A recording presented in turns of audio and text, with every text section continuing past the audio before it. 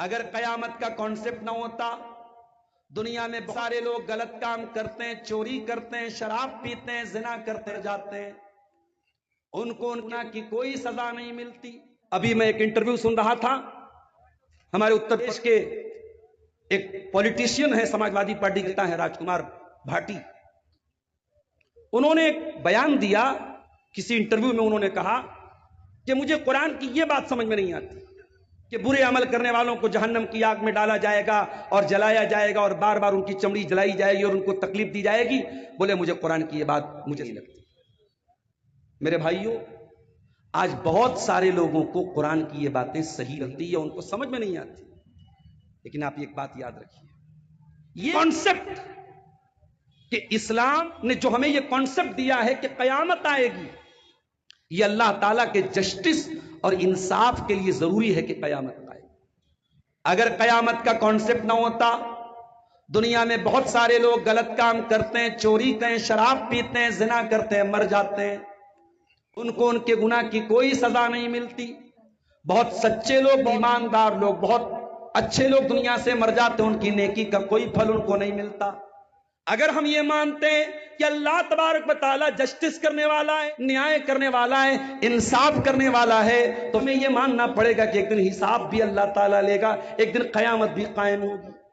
اسی لیے پانچوں ٹائم کی نماز میں ہم بار بار جب سورہ فاتحہ پڑھتے ہیں، ہم کیا کہیں؟ الحمدللہ رب العالمین الرحمن الرحیم مالک یوم الدین۔ تمام تعریفیں اللہ تعالیٰ کے لیے جو جہانوں کا رب ہے، بہت مہربان ہے، بہت کرپا کرنے والا ہے، مالک یوم الدین، اور حساب کے دن کا مالک ہے، بدلے کے دن کا مالک ہے۔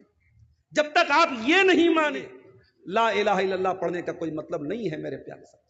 اگر ہم یہ مانتے ہیں کہ اس برہمانڈ کا، اس وشو کوئی رچنا کار ہے، اس کائنات کا کوئی بنانے والا ہے، اس ایشن کا کوئی کریٹر ہے، اس یونیورس کا کوئی رب ہے، تو ہمیں یہ مان پڑے گا کہ ایک دن the day of justice, the day of resurrection, the final day, the last day, قیامت کا دن آئے گا، اور اس دن اللہ تبارک و تعالی بندوں کو انصاف دے گا۔ اور اسی بات کو اللہ تعالی سورہ آل عمران کی آیت نمبر 185 میں اور کلیئر طریقے سے بیان کرتا ہے، فرماتا ہے کل نفس ذائقۃ الموت، میرے دو ہر نفس کو مرنا ہے، وَإِنَّمَا تُوَفَّوْنَ أُجُورَكُمْ يَوْمَ الْقِيَامَةِ، اور مرنے کے بعد تمہیں قیامت کے دن تمہارے عمل کا پورا پورا حساب دیا جائے گا۔ فَمَنْ زُحْزِحَ عَنِ النَّارِ وَأُدْخِلَ الْجَنَّةَ فَقَدْ فَازَ، تو جو اللہ کی عدالت میں، اللہ کی بارگاہ، جو جہنم کی آگ سے بچا لیا جائے گا اور جو جنت میں داخل کر دیا جائے گا، وہی کامیاب ہونے والا ہے۔ وَمَا الْحَيَاةُ الدُّنْيَا إِلَّا مَتَاعُ الْغُرُورِ، اور میرے بندو یہ دنیا کی زندگی تو دھوکے کا سامان ہے، یہ دنیا دھوکے باز ہے، یہ دنیا بے وفا ہے، اس دنیا آج تک کسی کے ساتھ وفا نہیں کی ہے، اس دنیا نے آج تک کسی کا ساتھ نہیں دیا ہے۔ یہ ہے اسلام کا کانسیپٹ۔ اور میں یہ بھی کلیئر کر دوں میرے بھائیوں، اسلام آپ سے یہ نہیں کہتا کہ آپ دنیا چھوڑ دیجیے۔ یہ جتنے بڑے بڑے ڈھونگ رہے ہیں کہ صاحب ہم شادی نہیں کرتے، ہمیں عورت کی ضرورت نہیں ہے، یہ جھوٹ بولتے ہیں۔ اگر انسان ہے، مرد ہے، اور اس کے اندر مردانگی ہے، تو اس کو عورت کی ضرورت ہے۔ اسلام فطرت کا دین ہے میرے پیارے ساتھی۔ اسلام اسی لیے شادی کرنے کا بھی حکم دیتا ہے۔ ایک صحابی جن کا نام عبداللہ بن عمرو بن عاص تھا، ان کی شادی ہو گئی اور بیوی کو بالکل بھی ٹائم نہیں دیتے تھے، بیوی کے پاس ہی نہیں جاتے تھے، دن میں روزہ رکھتے، رات میں تہجد پڑھتے تھے۔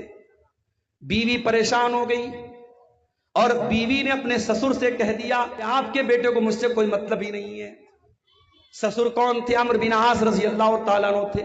وہ اللہ کے نبی کے پاس آتے، اے اللہ کے نبی میرے بیٹے کو آئیے، نئی نئی شادی ہوئی ہے، بیوی سے کوئی مطلب ہی نہیں رکھتا ہے۔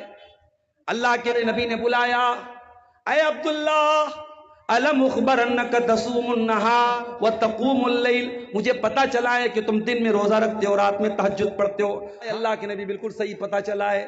آپ نے فرمایا اے عبداللہ کان کھول کے دو، ان لزوجک علیک حقا وان لعینک علیک حقا وان لزوجک علیک حقا وان لربک علیک حقا۔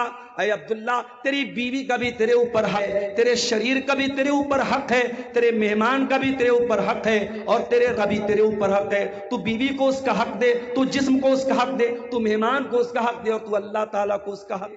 یہ ہے اسلام کا کانسیپٹ۔ اسلام ہمیں دنیا چھوڑنے کی تعلیم نہیں دیتا ہے میرے پیارے ساتھ۔ اسی لیے قرآن میں سب سے بہترین ہمیں کیا سکھائی گئی؟ ربنا آتنا فی الدنیا حسنہ وفی الآخرۃ حسنہ وقنا عذاب النار۔ اے پروردگار تو دنیا میں بھی بھلائی عطا فرما اور آخرت میں بھی بھلائی عطا فرما، اور جہنم کی آگ سے ہم کو بچا لے۔ آخرت کی فکر میرے پیارے ساتھی، یہ اسلام کی تعلیم ہے۔ آج ہم اور آپ غور کریں، ہماری زندگیوں میں آخرت کی فکر کہاں ہے؟ مسجد میں ہم دیکھتے ہیں جمعہ کے دن چندہ ہوتا ہے، سب سے 10 کے اور 5 کے سکے آتے ہیں، کیونکہ وہاں آخرت کا معاملہ ہے۔ دنیا میں خرچ کرنے کی بات آتی ہے، دنیا کے شوق کے لیے خرچ کی بات آتی ہے، آدمی ہزاروں خرچ کر دیتا ہے۔ جہاں آخرت کی بات آتی ہے وہاں چمڑی چلی جائے دمڑی نہ جائے، وہ مزاج ہوتا ہے۔ میرے پیارے ساتھیو، صحابہ کرام کی زندگیوں کو ذرا اٹھا کر کے دیکھو۔ یہ ابو بکر صدیق رضی اللہ تعالیٰ عنہ ہیں، اللہ کے نبی کے سب سے چہیتے صحابی ہیں، اللہ کے نبی کے دوست ہیں، ساتھی ہیں، بہت بڑے صحابی ہیں، بڑا مرتبہ ہے ان کا۔ ابو بکر صدیق کبھی کبھی کسی پرندے کو دیکھ کر کے کہا دیتے، اے کاش ابو بکر تو بھی اس پرندے کی طرح تھا، اے ابو بکر کاش تو اس پرندے کی طرح ہوتا اور تجھے اللہ تعالیٰ کی حساب و کتاب نہ دینا پڑتا، تجھے گناہ پر کوئی سزا نہ ملتی، تجھے تعالیٰ کے یہاں کوئی حساب و کتاب نہ دینا پڑتا۔ اے ابو بکر کاش کہ تیری ماں نے تجھے جنم ہی نہ دیا ہوتا، نہ تو دنیا میں پیدا ہوتا، نہ تجھ کو حساب دینا پڑتا۔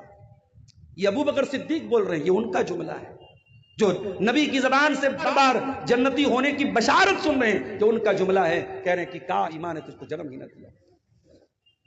حضرت عمر فاروق کو دیکھو میرے پیارے ساتھیوں، حضرت عمر فاروق ایک دن رات میں کر رہے تھے، رات میں نکلے تھے، ان کا معمول تھا اپنی رعایا کی، اپنی عوام کی خبر گیری کیا کرتے تھے، گشت لگا کرتے تھے۔ رات کا سناٹا تھا، اللہ کا کوئی بندہ سورہ طور کی تلاوت کر رہا، اور سورہ طور کی آیت حضرت عمر کے کانوں میں پڑی، ان عذاب ربک لواقع ما لہ من دافع، اللہ کا عذاب آنے والا ہے اور اللہ کے عذاب کو کوئی روکنے والا نہیں ہے۔ حضرت عمر نے قرآن کی آیت سنی، وہیں پر گر گئے، بے ہوش ہو گئے، ہوش آیا، گھر آئے اور ایک مہینے تک بیمار رہے۔ لوگ عیادت کرنے آتے، خبر گیری کرنے آتے، اے عمر فاروق کیا معاملہ ہے، کیوں مار پڑے ہیں؟ حضرت عمر کوئی جواب نہیں دے پاتے ہیں۔ قرآن کی ایک آیت کر کے جس میں اللہ کے عذاب کا تذکرہ ہے، جس میں جہنم کا تذکرہ ہے، حضرت عمر ایک مہینے تک بیمار پڑ جاتے ہیں۔ یہ صحابہ کرام تھے، ان کی زندگیوں میں آخرت کی ٹین اور آخرت کی فکر تھی میرے پیارے صاحب۔